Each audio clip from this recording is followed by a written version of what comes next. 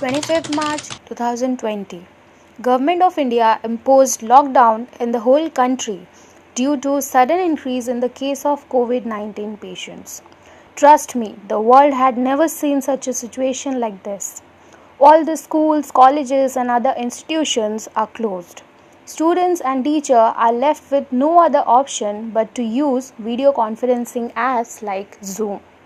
But now, the question arises, how far is it safe to use such apps? Is it a beneficial deal or a long-term danger? Today, I will discuss about these questions in this video. So without any further ado, let's get started.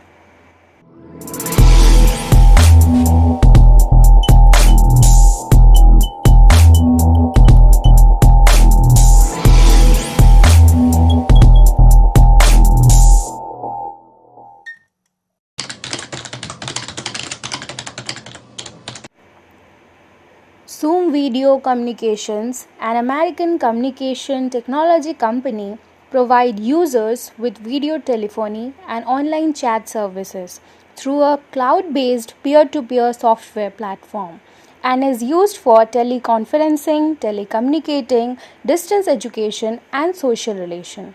Zoom, which allows users to talk up to 99 other people simultaneously, has emerged at the top of the pile with the app often leading the download charts in Apple's App Store.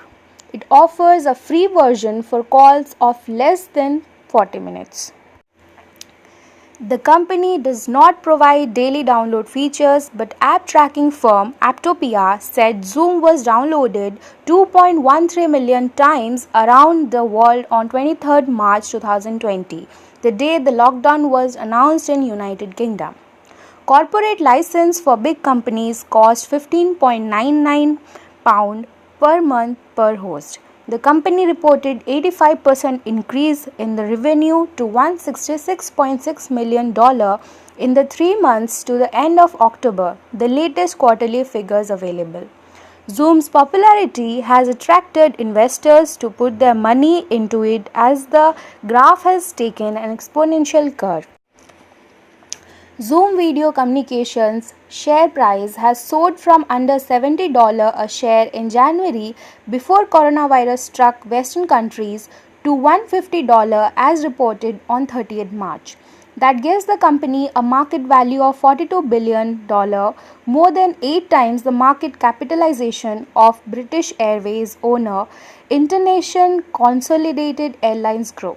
For example, some investor got so excited that they accidentally invested in the wrong Zoom.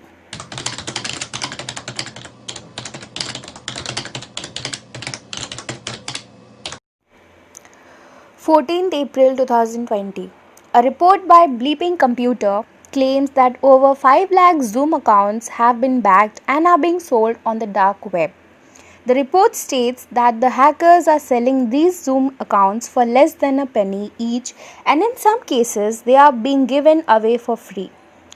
These Zoom account credentials include email addresses, passwords, personal meetings, URLs, and host key according to the report.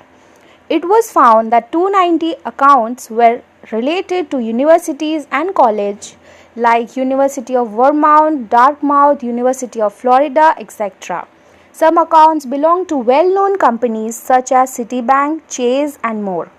The reports add that this information about free Zoom accounts being posted on Hackers Forum was first pointed out by cyber security intelligence firm Cyber around 1st April. The firm then reached out to the sellers of these accounts and bought 5,30,000 Zoom credentials at 0.15 rupees in an attempt to warn their customers of the breach.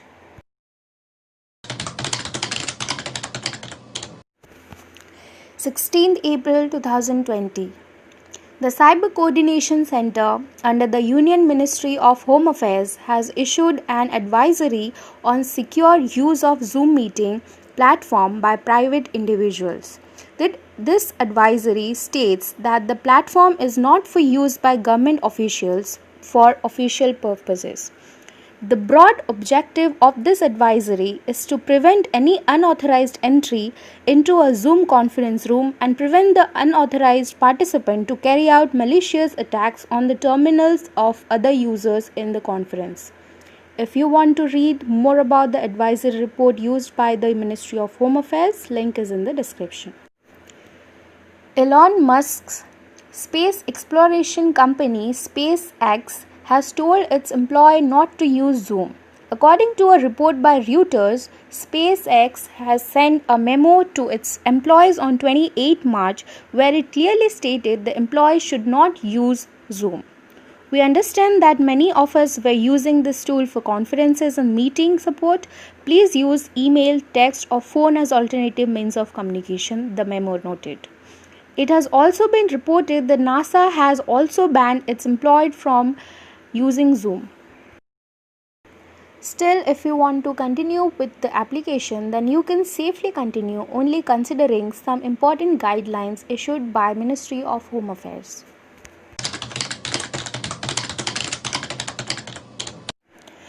Guidelines issued by Ministry of Home Affairs. Setting new user ID and password for each meeting. Users are advised to use new password for each new meeting. Enabling waiting room so that every user can enter only when the host conducting meeting admits him. This reduces the chance of strangers to attend the meeting in order to keep the data confidential. Disabling join before host. Nobody should be allowed to join the meeting before the host so that the host will have a fair control on the people who are attending the conversation. Allowing screen sharing by host only. Users should always choose the option which enables them as a host to handle screen share. This option also allows host to ignore the request in case he disagrees.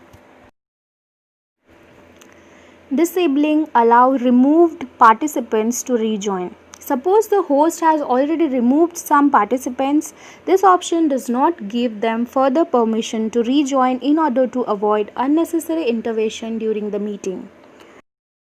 Disabling or restricting file transfer option. This feature does not allow the transfer of confidential file without the permission of the host. This feature is very important for official meetings of companies.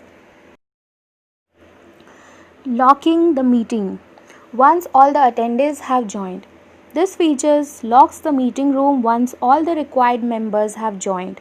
This checks the entry of only particulars and avoid any other person's entry.